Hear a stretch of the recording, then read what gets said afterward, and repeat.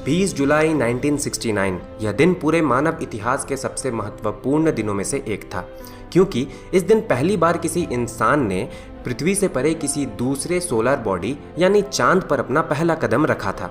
पर Apollo mission की सबसे बड़ी सफलता यह थी कि मून पर उतरने वाले एस्ट्रोनॉट्स ने कई सैकड़ों किलोग्राम ल्यूनर रॉक और डस्ट के सैंपल पृथ्वी पर वापस लाए थे, जिनका अध्ययन वैज्ञानिक पिछले 50 सालों से कर रहे हैं। साथ ही वैज्ञानिकों को हमारे सूरज के सोलर विंड, कॉमेट के टेल के पार्टिकल्स और एस्ट्रॉइड्स के सैंपल्स को धरती पर लाकर उनका अध्ययन करने का मौका मिला है। पर वैज्ञानिकों को अभी तक मानवों के अगले बसेरे और शायद हमारे अगले घर यानी मंगल ग्रह के सैंपल्स का पृथ्वी पर अध्ययन करने का मौका नहीं मिला है। हालांकि मंगल ग्रह पर भेजे गए कुछ रोवर चलते फिरते लैबोरेटरी हैं जो कि उनके सरफेस, रॉक्स और सॉइल का अध्ययन कर रहे हैं, पर ये रोवर इतने एडवांस नहीं हैं, जिसकी वजह से अगर इंसानों को मंगल ग्रह को अच्छे से जानना है, मंगल ग्रह पर सच में मानव बस्तियां बसानी हैं, तो उन्हें मंगल ग्रह के सरफेस के सैंपल्स का करीबी से अध्ययन करना होगा, ताकि हम जान सकें कि मंगल ग्रह के सरफेस में किस तरह के ऑर्गेनिक मॉलिक्यूल्स और पार्टिकल्स मौजूद हैं और क्या इनमें किसी तरह की फसल उगाई जा सकती है या नहीं। पर इतने सालों के मार्स एक्सप्लोरेशन के बाद भी वैज्ञानिकों को मार्स सैंपल्स हासिल करने में सफलता नहीं मिली है। पर आने वाले कुछ सालों में नासा और यूरोपियन स्पेस एजेंसी साथ मिलकर एक ऐसे स्पेस मिशन पर काम कर रहे हैं जो कि मंगल ग्रह पर लैंड कर पहली बार वहां से उसके सॉइल के सैंपल्स धरती पर वापस लाएगा। इस मिशन को मार्स सैंपल रिटर्न मिशन नाम दिया गया है, जो कि आने वाले कुछ सालों में हकीकत बनने जा रहा है। पर आखिर यह मिशन क्या है और कैसे इसके जरिए हम पहली बार मंगल ग्रह के सैंपल्स धरती पर ला सकते हैं, यह सब जानेंगे हम आज के इस वीडियो में। दोस्तों, स्पेस एक्सप्लोरेशन हमेशा कई चरणों में किया जाता है। इसके सबसे पहले स्टेज में फ्लाई बाय मिशंस को अंजाम दिया जाता है। फ्लाई बाय मिशंस के अंतर्गत स्पेसक्राफ्ट किसी ग्रह या स्पेस बॉडी के करीब से होकर गुजरते हैं। इस दौरान ये स्पेसक्राफ्ट स्पेस बॉडी की कई तस्वीरें और डेटा इकट्ठा करते हैं। उदाहरण के लिए वॉयेजर मिशन ने ग्रैंड टूर के अंतर्गत कई ग्रहों के फ्लाई बाय मिशंस को अंजाम दिया था। वहीं न्यू होराइजन्स ने भी 2015 में ड्वार्फ प्लैनेट प्लूटो के फ्लाई बाय मिशन को अंजाम दिया था। इस दौरान इन मिशनों ने इन स्पेस बॉडीज की कई तस्वीरें और डेटा इकट्ठा किए, जिसकी मदद से वैज्ञानिकों को इन ग्रहों के बारे में कई महत्वपूर्ण जानकारियां और काफी कुछ जानने को मिला था। जिसके बाद आता है दूसरा स्टेज। इस स्टेज में हम उस स्पेस बॉडी में एक ऑर्बिटर स्पेसक्राफ्ट भेजते हैं, जो कि उस स्पेस बॉडी के ऑर्बिट में रहकर कई सालों तक उसके एटमॉस्फेयर और सरफेस का अध्ययन करता है। उदाहरण के लिए शनि ग्रह पर भेजा गया कैसिनी स्पेसक्राफ्ट करीब 13 सालों तक शनि ग्रह के ऑर्बिट में रहा। इस दौरान इसने इस ग्रह की कई तस्वीरें ली और उसके रिंग और मून्स का काफी करीबी से अध्ययन किया था। वहीं वर्तमान में जूनो मिशन जुपिटर ग्रह के ऑर्बिट में रहकर उसके सरफेस, कॉम्पोजिशन, ग्रेविटी और मैग्नेटिक फील्ड का करीबी से अध्ययन कर रहा है। जिसके बाद आता है तीसरा स्टेज। इस स्टेज में हम उस स्पेस बॉडी पर लैंडर और रोवर भेजते हैं। उदाहरण के लिए मंगल ग्रह, जिस पर हमने स्पिरिट, अपॉर्चुनिटी और क्यूरियोसिटी जैसे रोवर भेजे हैं। इन रोवर्स ने मंगल ग्रह के सरफेस की कई तस्वीरें ली, साथ ही साथ उसके सरफेस और रॉक सैंपल्स का अध्ययन किया, जिसमें उन्हें ऑर्गेनिक मॉलिक्यूल्स और प्री हिस्टोरिक वाटर के कई सबूत मिले। वहीं 2005 में यूरोपियन स्पेस एजेंसी का हुइजेंस प्रोब सफलतापूर्वक शनि ग्रह के मून टाइटन पर लैंड हुआ। टाइटन के सरफेस पर लैंड होने के करीब 2 घंटों तक यह प्रोब काम करता रहा, जिसके दौरान इसने इसके एटमॉस्फेयर, हाइड्रोकार्बन लेक्स और सरफेस के बारे में कई महत्वपूर्ण जानकारियां वैज्ञानिकों को भेजी। इसके बाद आता है चौथा स्टेज।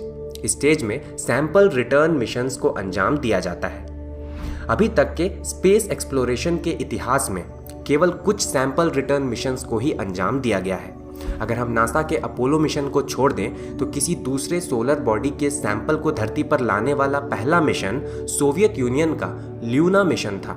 1970 में ल्यूना 16 ने करीब 101 ग्राम ल्यूनर सैंपल को धरती पर लाया था, जिसके बाद ल्यूना 20 और ल्यूना 24 ने मून के अलग अलग जगहों से कई और सैंपल्स को इकट्ठा कर पृथ्वी पर लाया था।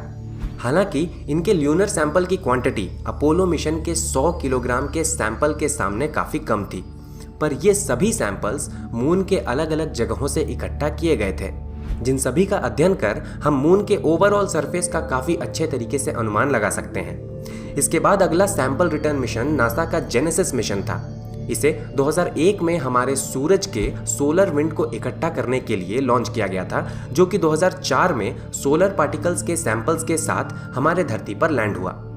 इसके बाद आया नासा का स्टार डस्ट मिशन, जो कि 2004 में वाइल्ड 2 नाम के कॉमेट के टेल के पीछे उड़ा और उसने पहली बार किसी कॉमेट के टेल से निकलने वाले पार्टिकल्स के सैंपल्स को इकट्ठा किया।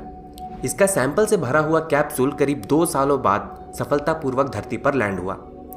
पिछला sample return mission Japanese space agency का हायाबुसा मिशन था।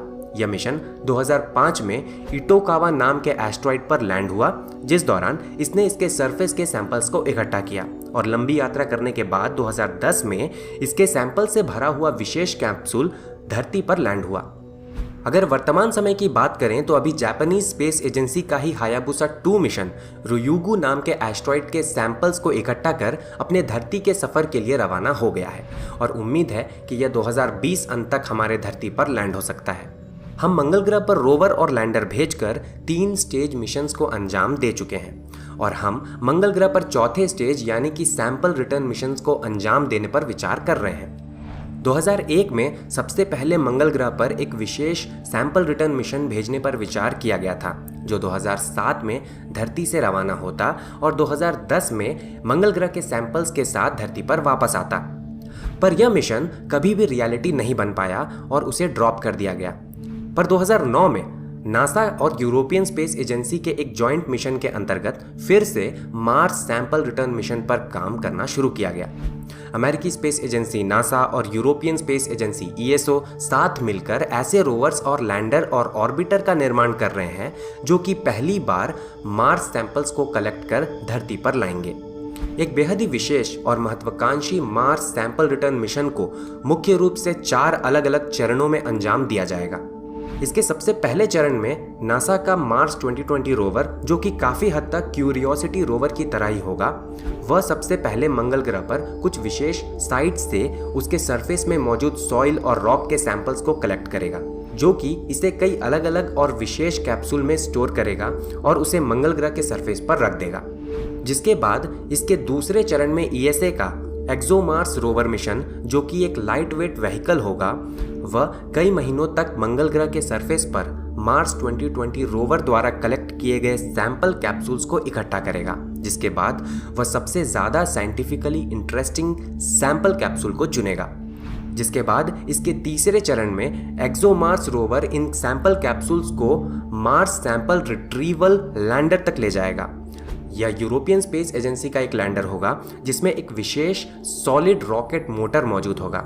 एक्सोमार्स रोवर सैंपल से भरे इन कैप्सूल्स को इस लैंडर तक ले जाएगा, जिसके बाद यह लैंडर अपने में मौजूद विशेष रॉकेट की मदद से इन कैप्सूल को मंगल ग्रह के ऑर्बिट में करीब 350 किलोमीटर की ऊंचाई तक भेजेगा। इसके बाद इसके चौथे चरण में ESA का अर्थ रिटर्न ऑर्बिटर मंगल ग्रह के ऑर्बिट में मौजूद होगा।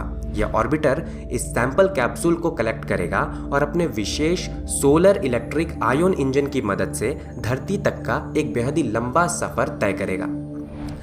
एक बार धरती के ऑर्बिट में पहुंचने के बाद यह अर्थ रिटर्न ऑर्बिटर इस मार्स सॉइल सैंपल से भरे हुए कैप्सूल को एक विशेष कंटेनर में भरकर धरती पर भेजेगा। उम्मीद है कि साल 2030 तक यह विशेष कंटेनर सैंपल कैप्सूल के साथ धरती पर लैंड कर सकता है और तब जाकर पहली बार धरती पर मौजूद वैज्ञानिकों को मंगल ग्रह के सॉइल और रॉक के करीब 500 ग्राम सैंपल का अध्ययन करने का मौका मिलेगा, जिसका अध्ययन कर वैज्ञानिक मंगल ग्रह के सरफेस एटमॉस्फेयर के बारे में काफ़ी अच्छे तरीके से जान सकते हैं। इन महत्वपूर्ण जानकारियों का इस्तेमाल भविष्य में मंगल ग्रह पर प्रस्तावित मानव मिशनों और मंगल ग्रह पर मानव बस्तियां बसाने के लिए किया जाएगा। 2019 की शुरुआत में अमेरिकी स्पेस एजेंसी ने मार्स सैंपल रिटर्न मिशन पर शुरुआती काम करना शुरू कर दिया है। उम्मीद है कि इस मिशन को 2026 में लॉन्च किया जा सकता है। 2020 के लिए नासा ने फ्यूचर मार्स मिशन के लिए करीब $109 मिलियन के बजट की घोषणा की है। साथ ही यूरोपियन स्पेस एजेंसी ESA ने भी मार्स सैंपल रिटर्न मिशन के अंतर्गत ExoMars rover, Mars sample retrieval lander और अर्थ रिटर्न ऑर्बिटर पर काम शुरू कर दिया है। ESA के एक्सोमार्स रोवर और नासा के मार्स 2020 को इसी साल 2020 में लॉन्च किया जाएगा, जिसके बाद 2026 में इसके सेकेंड फेज के अंतर्गत मार्स सैंपल रिट्रीवल लैंडर और अर्थ रिटर्न ऑर्बिटर को लॉन्च किया जाएगा और 2030 तक अर्थ रिटर्न ऑर्बिटर मंगल ग्रह के सॉइल सैंपल्स के साथ धरती पर लैंड होगा। यह मिशन मानवों के भविष्य के लिए काफी महत्वपूर्ण मिशन साबित होगा, जो कि मंगल ग्रह पर इंसानों को बसाने और मानव बस्ती बसाने के लिए काफी मदद करेगा। आपका इस मिशन के बारे में क्या सोचना है, हमें नीचे कमेंट कर ज़रूर बताएं। अगर आपको यह वीडियो पसंद आया हो तो इसे लाइक कर अपने दोस्तों के साथ शेयर ज़रूर करें, और अगर आपने अभी तक हमारे चैनल को सब्सक्राइब कर बेल आइकन को नहीं दबाया है तो इसे दबा लें, क्योंकि मैं आपके लिए ऐसे ही स्पेस और यूनिवर्स से जुड़े हुए वीडियोज़ लाता रहूँगा। धन्यवाद।